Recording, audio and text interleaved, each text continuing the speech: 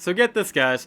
Plastic Meatball is releasing a retro-style Psycho Goreman action figure line, saying, ahead of this Friday's new release of Steven Kostanski's gory new film, Psycho Goreman, Plastic Meatball has announced that they are releasing action figures and more based on the movie. Plastic Meatball tells us, we have signed on to develop a full line of retro-style merchandise for the upcoming horror comedy PG Psycho Goreman. As you know, it's pretty rare for low-budget genre films like this to get a full merch push upon an initial release, but we were so charmed by the film when we saw the early version of it last spring that we had to jump on board. The company added, we decided to treat it the way Kenner tried to make a line of child-friendly Alien toys back in 1979. That just seemed hilarious to us, considering the amount of blood and gore in the film. Partnering with Crazy Ball Incorporated on the property, Plastic Meatball teases that toys, apparel, games, housewares, and more will be a part of their line of Psycho Goreman merchandise. Which, I gotta say, absolutely fantastic. I want one.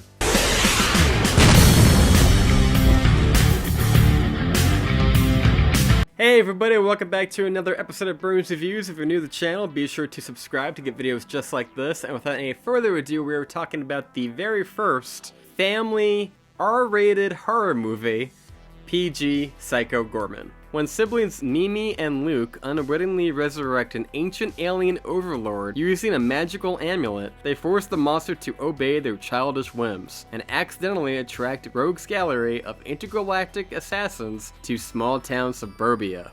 So let's start with the positives. This movie was a lot of fun. It was a throwback to the 90s and the 80s. It reminded me of like movies like Three Ninjas, The Power Rangers, Teenage Mutant Ninja Turtles, Terminator 2, and it was just a lot of fun. You know, it kind of reminded me of like Rick and Morty. It had like that sensibility. You have a lot of a rogues gallery of these characters that are just really creative and funny. It's a movie you can't take too seriously. It's very tongue-in-cheek. It's very campy. It reminds me of a sensibility, a sense of humor from like the 90s. That's just like bygone era. Like, you don't see these kind of movies anymore. The whole time watching it, I was smiling. I watched it 3 times. They sent it to me over from RLJE Films. Thanks again. And I would say it's probably like the funniest movie I've seen since like Palm Springs. It's just so over the top and gory, and it has a very dark sense of humor that is right down or right up my alley. Nice meeting you. It would be nicer if you were dead. Alright, bye.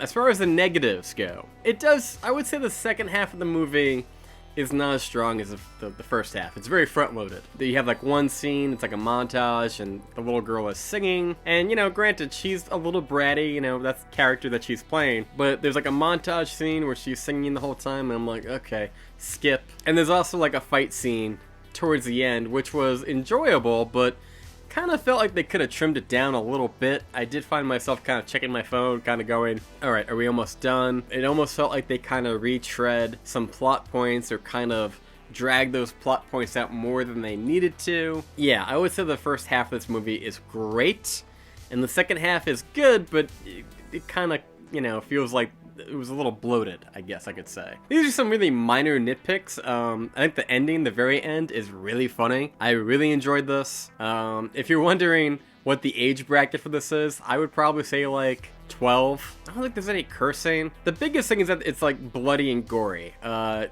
characters get their heads ripped off. There's one character that gets transformed. He's like a cop, and an alien transforms him into like a zombie that wants to die, and the gun gets like glued to like his hand, and he's like kind of walking around, and he's telling people to kill him and put him out of his misery. And at one point, like, he's shooting the gun randomly, and at one point he like tries to blow his own brains out, and it doesn't work.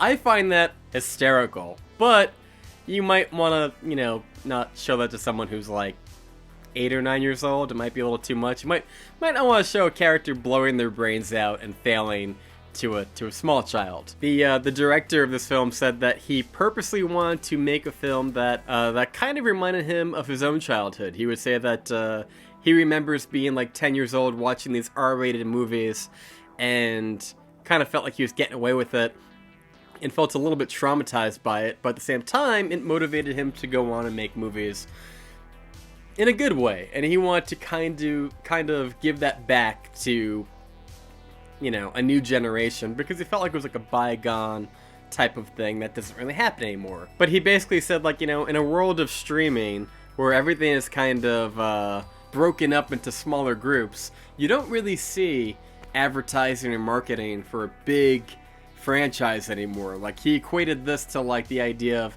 you know, back when they had like Batman Forever, there would be like a Happy Meal for it. You don't see that anymore, so that's why he made the line of merchandise and the action figures, which I think is kind of cool. Kind of brought me back a little bit. The gore in this movie is very over the top and campy. I wouldn't say the characters or even the blood is really scary. It kind of reminded me of the scene from like Breaking Bad when the bathtub of blood comes down from the ceiling.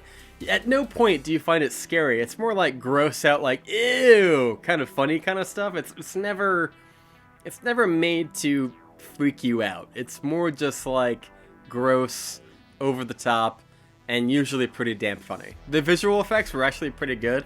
They're fairly cheesy. They're very much of the 80s. I was actually getting vibes of like Ghostbusters, where like some of the characters are being levitated and there's like this pinkish hue around them. And the visual effects are very minimalistic. Like, they're there when you need to do them, but a lot of the visual effects are practical, which I could really appreciate. There's a lot of puppets, there's a lot of, you know, visual effects that are done practically. You know, they built a lot of these, like, sets and a lot of these characters from scratch. And like I said, very little is done in CGI, which I love that. But yeah, like I said, the negatives are very small and far between.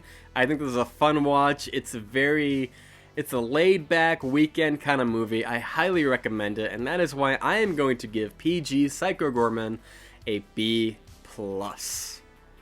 Anyway, guys, what did you think of PG Psycho Goreman? Are you going to check it out? Be sure to comment down below. And if you're new to the channel, be sure to subscribe right here. I've been John. You've been Burned. Thank you so much for watching. We will see you next time.